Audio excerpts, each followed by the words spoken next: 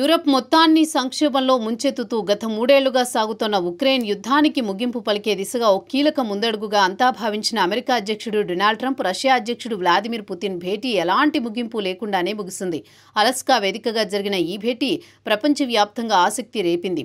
అయితే 3 గంటల పాటు సాగిన ఈ సమావేశం ఎలాంటి ఒప్పందం లేకుండానే ముగిసింది. భేటీ అనంతరం సంయుక్తంగా మీడియాతో మాట్లాడిన ట్రంప్, పుతిన్ భేటీ పట్ల సంతృప్తి వ్యక్తం చేశారు. ఉక్రెయిన్ యుద్ధం ముగింపు దిశగా చర్చలు సాగాయని అన్నారు. అయితే ఆ దిశగా ఎటువంటి ఒప్పందం కుదరలేదని చెప్పిన ఇరువురు ఒప్పందం కుదిరే వరకు ఏ విషయాన్ని ఖచ్చితంగా చెప్పలేమన్నారు.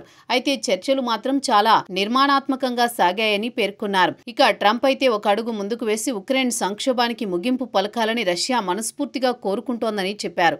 ఇక రష్యాతో వ్యాపారం గురించి కూడా ట్రంప్ కీలక వ్యాఖ్యలు చేశారు. ఆ దేశంతో వ్యాపారం సాగాలంటే ముందుగా రష్యా తమ కండిషన్లు అంగీకరించాలన్నారు. మొత్తం మీద ఎంతో ఆసక్తి రేకెత్తించిన పుతిన్ ట్రంప్ భేటీ ఎలాంటి ఫలితం లేకుండానే ముగిసిందని చెప్పాలి.